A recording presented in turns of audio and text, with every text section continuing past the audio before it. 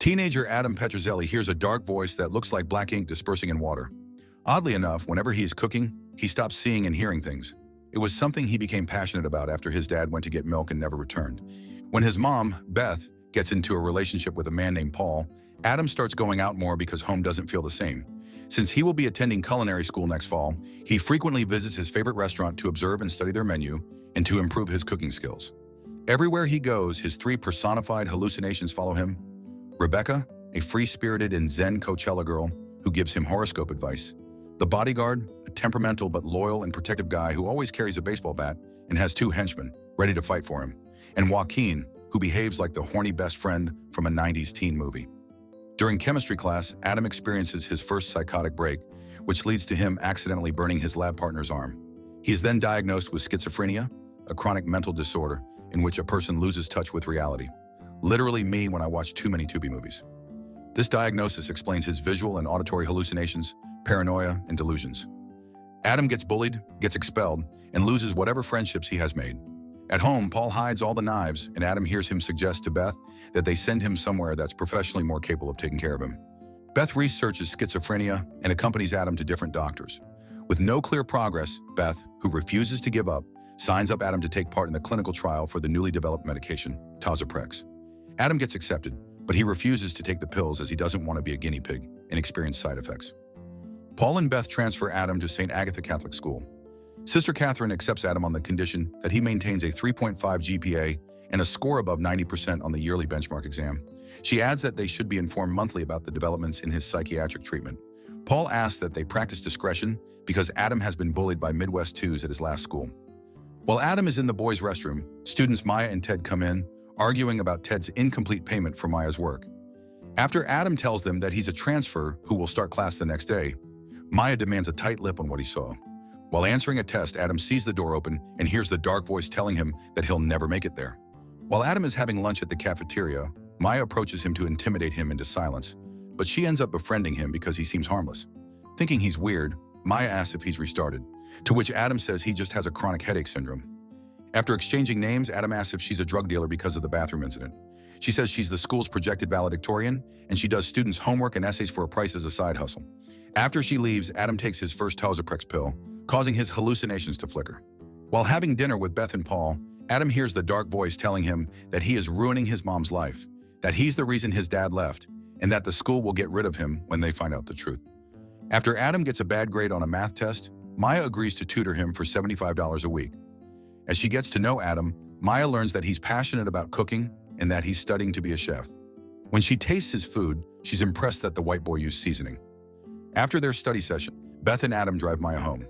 Adam continues taking Tazoprex, and soon he stops seeing Rebecca, Joaquin, and the bodyguard and his henchmen. Adam later tells his psychiatrist that it's the closest he felt to being normal, and he's happy that he's not experiencing any side effects other than muscle twitching. Adam tells his psychiatrist that he woke up to complete silence. For the first time, he heard no whispers, banters, or visions. Adam happily shows Maya his A- test grade and takes her to his favorite restaurant. When he asks her why she's risking everything for a side hustle, she says she likes helping people. Adam looks like a Temu Chad Michael Murray. During dinner, Adam explains cooking and the menu as it's his dream restaurant to work at. After dinner, Adam and Maya run into Adam's bullies from his old school, and they taunt him. Maya ends up having to bitch to slap the fugly blonde to protect Adam. On the bus home, Maya asks about what just happened and gets curious if that has anything to do with him leaving his last school in the middle of senior year to transfer to a Catholic school outside of their district. Adam lies to her that he got into a bad fight with one of those guys and he's trying to put it behind him. After Sister Catherine finishes taking a dookie, she learns about Maya's side hustle and puts an end to it. Later, their teacher reminds the class that their state benchmark exam is in 2 weeks and gives them their essay question. Recount a time when you faced failure. How did it affect you, and what did you learn from the experience? Maya ghosts Adam, so he decides to visit her house to check on her. When he gets there and looks for Maya Arnaz, the lady tells him that the only Arnaz she knows is the guy who works on her roof, Manuel Arnaz. The lady gives him Manuel's address, and Manuel, who's in crutches, tells him that Maya doesn't get off work for another half an hour and lets him wait inside. Adam meets Maya's young brothers and learns that the family is broke. He ends up turning a microwavable meal into something edible, and Manuel is shocked the white boy knows how to throw it down. When Maya gets home, she feels like Adam only cooked them dinner because he pities them, but he denies this. She tearfully shares with Adam that Sister Catherine caught her, so her side hustle stopped, and she's not making enough money to tutor him. She says her family depends on her, and the restaurant she's working at pays her good money under the table. She adds that the only reason she's getting a second chance is because she's valedictorian, and she fears losing everything she's worked so hard for. Adam assures her that she won't lose anything and that they can meet whenever she's free. Much later, pleased with how well Adam has been doing academically, Maya lets him into the restaurant kitchen after operating hours, and Adam gets excited seeing all the quality equipment.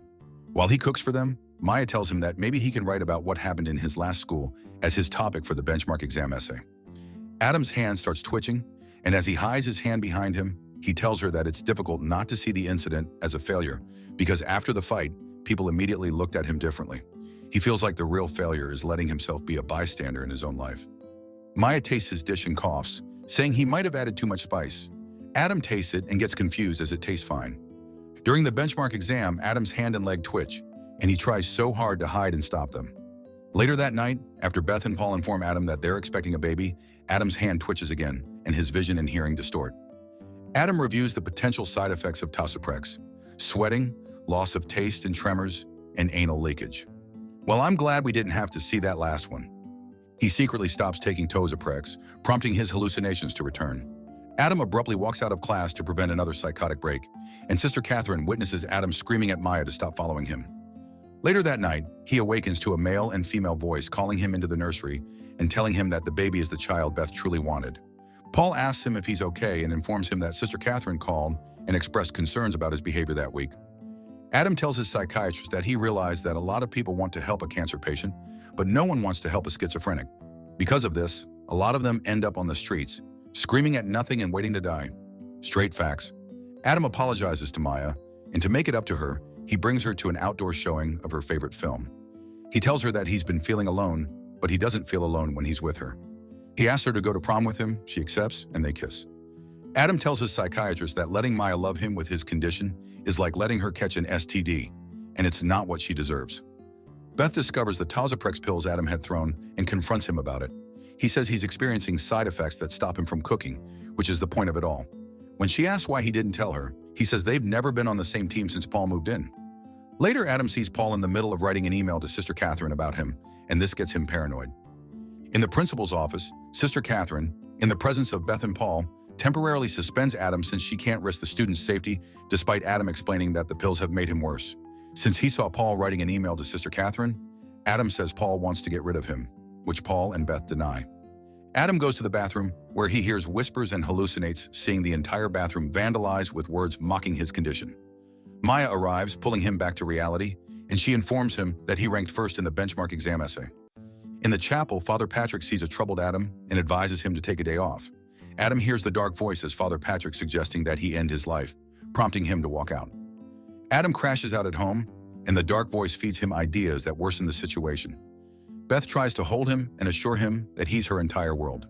He screams at Beth and Paul and takes all his remaining Tosoprex pills at once before going to prom. When he gets to school, Maya wonders why he's sweating through his ass crack. Adam tries to escape all the voices and visions by dancing with Maya.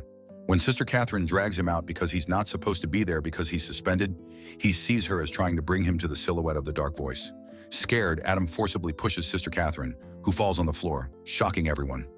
Adam runs away to escape the dark voice, but he ends up falling from the mezzanine floor. Adam awakens in a hospital bed with his hands and legs bound. When he asks about Maya, Beth and Paul informs him that she told her the truth and that Maya is worried about him. Y'all, this poor pregnant mama is stressed AF right now. Maya arrives and sees Adam screaming at people they can't see. Adam tearfully demands that she leave because she's now seeing the real him, crazy and dangerous, despite Maya saying that it's not the real him.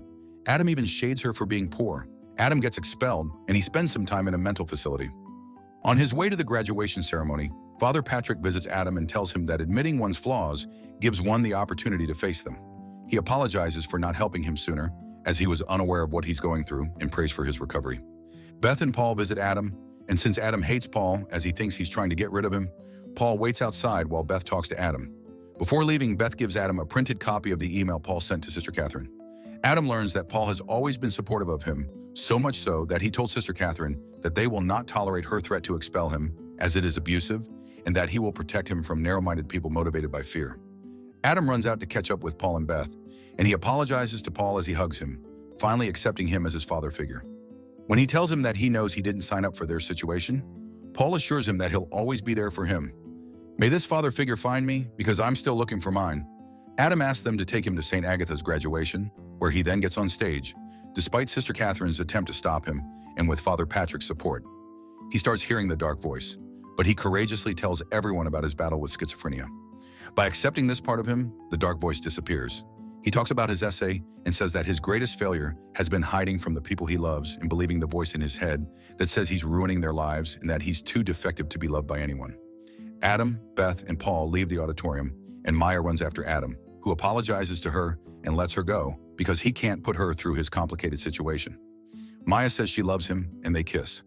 Adam tells his psychiatrist that his graduation speech trended on TikTok, and St. Agatha was basically forced to give Adam his diploma.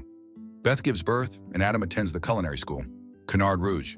He admits that the illness will always be there, but he's now allowing himself to experience the life he deserves. Y'all, this was too real, and it makes me sad that people go through this every day. What did you guys think of this one? Hey, if you like this video, make sure you subscribe now and turn on the notification because YouTube isn't recommending my videos. And if you like to watch more foolishness, click here or here.